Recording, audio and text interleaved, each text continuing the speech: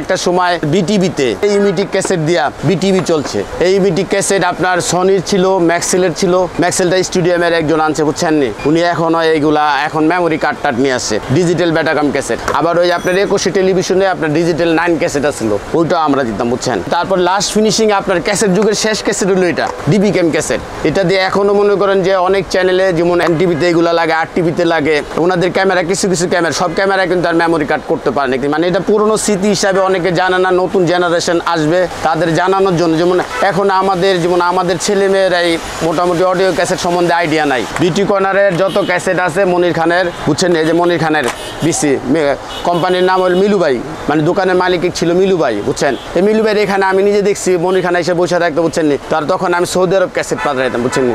এই ক্যাসেট আপনার প্রথম অ্যালবাম তোমার কোনো দোষ নেই, আমি হাসিবের ও প্রিয়া তুমি ক্যাসেট অনেক বিক্রি করছি, লক্ষাধিকের উপরে মনে হয়, বুঝছেন নি। একটা ক্যাসেট বিক্রি করলে মনে করেন যে সাউন্ডিং কোম্পানির রেট ছিল 28 টাকা, আমরা বিক্রি করতাম 35 টাকা, পার ক্যাসেট 60 টাকা থাকতো। যদি 100 পিস ক্যাসেট বিক্রি করতাম 700 টাকা, তখনকার 700 টাকা অনেক। তো 2-3টা আইটেম সঙ্গীতার যেমন সেলিম ভাইয়ের অনেক আইটেম ছিল। রাজধানী সুপার মার্কেটে আমি 200-250 পিসও ক্যাসেট বিক্রি করছি। আমার কাছে তখন M50 মডেল ছিল। আমার এক ভাই ছিল বাবুলের সাথে ছিলাম তখন। এই আপনার টুইনান একসময় আমরা হোলসেল 30-এর আপনার এই সনি ক্যাসেট, এটা ছিল D1 মডেল, এটা বিক্রি করতে আবার 2200 টাকা তখন 1992-93 সালে। তখন আমাদের মার্জিন ছিল 25 টাকা 50 টাকা, বেশি তত একটা লাভ না। তখন একটা ক্যাসেট যদি যারা মানে কিছু মুরব্বী টাইপের আছে, এরা চিন্তা করে যে না আমি শুনবো, ঘরে চুপচাপ শুনবো, মানে গান রে ভালোবাসি, মানুষদের ডিস্টার্ব করা যাবে না, তখন একরকমের ছোট। আর যারা বড় শুনতে, বড় আপনার এই মডেলটা আছে 715, এই বড় সেটটা যে, বুঝছেন, এই সেটটা বিক্রি করতাম 6000 টাকা। ক্রয় বিক্রয় রেডিও ওই মার্কেট একটা আছে, ওইটাতে মনে করেন সবাই ক্যাসেট পাগলে, বুঝছেন, ক্যাসেট রেডিও যা আছে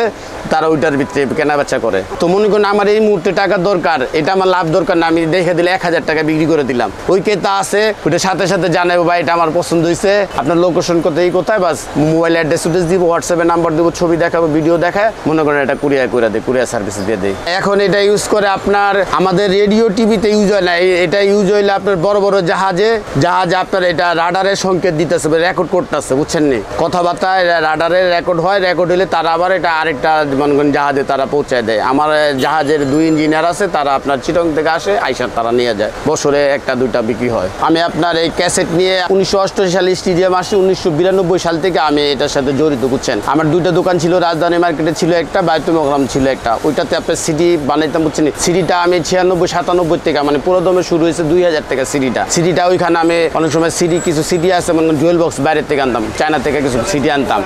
আর অডিও ক্যাসেটটা আমি রাজধানী মার্কেটে খুচরা এবং পাইকারি দুটোই করতাম, বুঝছেন। ওইখানে সারাক্ষণ মার্কেট তো এটা মহিলা কাস্টমার ছিল বেশি। আর এখানে আপনার এই সিটিটা ধরে রাখার লেগে দোতলায় আসছি। পাটাটলিতে সব ক্যাসেট কোম্পানি ছিল, বুঝছেন, বিভিন্ন ক্যাসেটের এই ক্যাসেটে এইগুলো দিয়ে মাস্টার হইতো। যে কোনো শিল্পী একটা যদি গান করতো, গানটা রেকর্ড হইতো এটা স্পুলের মাধ্যমে, বুঝছেন। অনেক ক্যাসেট ক্রেতা মানে বিক্রেতা দুজনে মানে অনেক সময় জানে না এটা। তো এইখানে এটা স্টুডিওতে রেকর্ডিং হওয়ার পরে স্পুল আইতো, স্পুল তো আর সবার ঘরে নাই, তখন মাস্টার এই ক্যাসেটটা অডিও ক্যাসেটটা হইতো, বুঝছেন। এটা এসে আসলে টিডিকে এসে আর হইলো আপনার এই ম্যাক্সেল এক্সেল 2 মানে ক্রোম ক্যাসেট। এটার থেকে মনে করেন এগুলো হাজার কপি হইতো, বিভিন্ন সাউন্ড কোম্পানি, সঙ্গীতা কোম্পানি, তারপর সাপাইট কোম্পানি, কেটি কোম্পানি, সোনালী প্রোডাকশন। যখন এটা মাস্টারে দিত একটাতে 3টা বাইর হইতো, যেমন আমি সিডি রেকর্ড করতাম, একটা মাস্টার কপি দিতাম, 7টা একসাথে বের হইতো, বুঝছেন। এটি এইভাবে রেকর্ড হইতো। এটা আপনার অরিজিনাল সাউন্ডটা পাওয়া যেত। আর এটা থেকে আস্তে আস্তে যাইতে একটু মনে করেন যে বিভিন্ন সুরটা একটু চেঞ্জ হইতো, একটু মনে করেন সাউন্ড কোয়ালিটির একটু চেঞ্জ হইতো। যেমন এটা একটা ক্যাসেট আপনার 20-30 বছরে গান সংরক্ষণ করলে কিচ্ছু হবে না। যেমন এইটার ভিতরে হাইস্ট 10 থেকে 12 বছর পরে একটু ক্যাসেটটা মনে করেন আটা যেমন এখনই অনেক ক্যাসেট। এটা আমার 1995 সালের ক্যাসেট। তোফাজ্জল সাহেব মারা গেছে, তোফাজ্জল ভৈরবী, তার অনেক ওয়াজের ক্যাসেট বিক্রি করছি।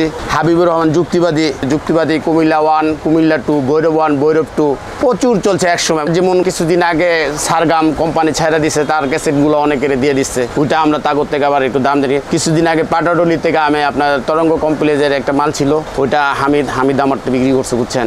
এরকম মানে আমি সারা বাংলাদেশ ঘুরে কিছুদিন আগে যেমন আমি এইগুলা ডিভিডি নানান জায়গাতে কালেকশন করে নিয়ে আসছি।